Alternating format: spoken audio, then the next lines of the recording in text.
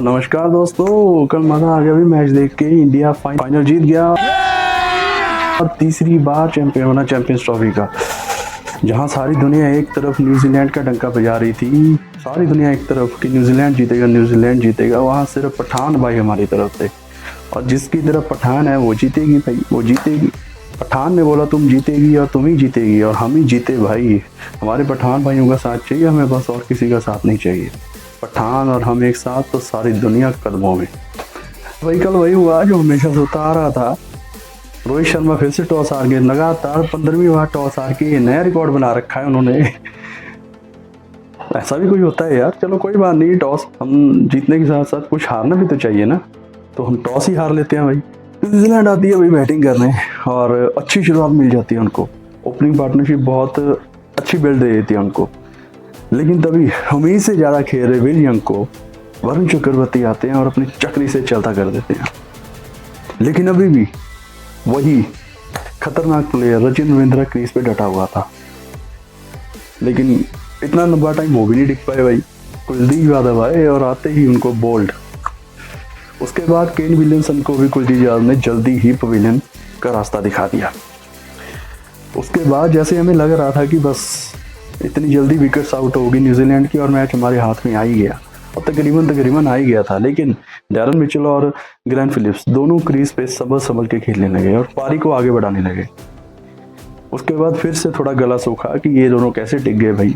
लेकिन फिर से क्या, वरुण चक्रवर्ती भाई ने आया और चक्री घुमा के फिर से ग्लेन फिलिप्स को खत्म पवेलियन का रास्ता दिखा दिया। वैसे एट लास्ट न्यूजीलैंड फिर भी डैरल मिचेल और ब्रेसवेल की अच्छी पारी के चलते वो टोटल तक पहुंच गई जहां से वो कम्पीट कर सकते थे। इंडिया की बैटिंग आती है, वही आते ही रोहित शर्मा ने जता दिया कि ये मैच हमारा है, ये कप हमारा है, हम इसको लेके ही जाएंगे। आते ही दूसरी बॉल पे दे छक्का और वो 10 विकेट लॉस, इंडिया 100 रन पे था। इतनी अच्छे से खेल रहे भारतीय टीम को देख के हमें लगा कि हमें भी अपनी दिवाली के बचे हुए पटाखे निकाल लेने चाहिए अब, क्योंकि यहाँ से तो मैच हमारा ही है। लेकिन फिर सुपरमैन का बेटा आया और हवा में उड़ते इतना अच्छा कैच पकड़ा, बस हमारे जबड़े खुले के खुले रह गए और शुभमन गिल आके ही चलते बन गए। तो उसके बाद विराट कोहली भी जल्द ज़्यादा टाइम टिक नहीं पाए, लेकिन कोई दिक्कत नहीं भाई, हमारे रोहित शर्मा क्रीज पर डटे हुए थे और जब तक रोहित है तब तक मैच हमारा है। लेकिन गला उस टाइम सूखा जब रोहित शर्मा को थोड़े टाइम बाद आउट कर दिया गया। उस टाइम लगा कि भाई अब मैच फंस सकता है।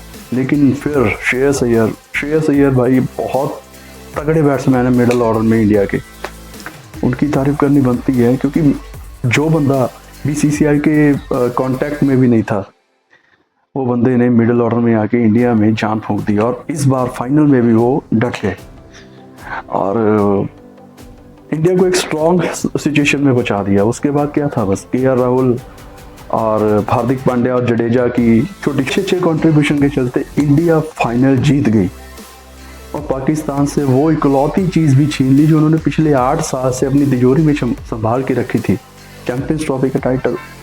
चीटिंग करता है तू,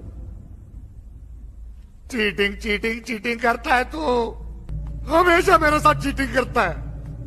और इसी साथ साथ 2019 का धोनी का बदला भी ले लिया वर्ल्ड कप सेमीफाइनल का, और उन सब के भी मुंह बंद करवा दिए जो बोल रहे थे इंडिया नहीं जीतेगी, इंडिया नहीं जीतेगी। इंडिया और पठान भाई दोनों सेलिब्रेट कर रहे हैं अब इंडिया की जीत का, और इसके बाद भाई वो जश्न हुआ, पटाखे फूटे स्टेडियम में और हम सब ने जश्न मनाया। सो चैंपियंस ट्रॉफी खत्म हो चुकी है, हम विनर बन चुके हैं चैंपियंस ट्रॉफी की तीसरी बार। लेकिन अभी इंटरटेनमेंट खत्म नहीं हुआ है। 22 मार्च को आईपीएल शुरू हो रहा है और लगातार 2 महीने फुल ऑन एंटरटेनमेंट होगा। आईपीएल का पता है आपको, इंडिया का फेस्टिवल होता है ये, तो बहुत सी तगड़ी टीमें इस बार भिड़ेंगी। इस बार सारी टीमें स्ट्रॉन्ग हैं, सब टीमें स्ट्रॉन्ग लग रही हैं, क्योंकि दोबारा से जो मेगा ऑक्शन हुआ है उसमें से बहुत टीमों के प्लेयर्स शफल हुए हैं आपस में। तो इस बार का आईपीएल मेरे ख्याल से बहुत इंटरेस्टिंग आईपीएल होगा। तो मिलता हूँ आपसे 22 से लेके अगले 2 महीने आईपीएल के सीजन में। ठीक है तो गाइस, आईपीएल में मिलते हैं 22 मार्च से।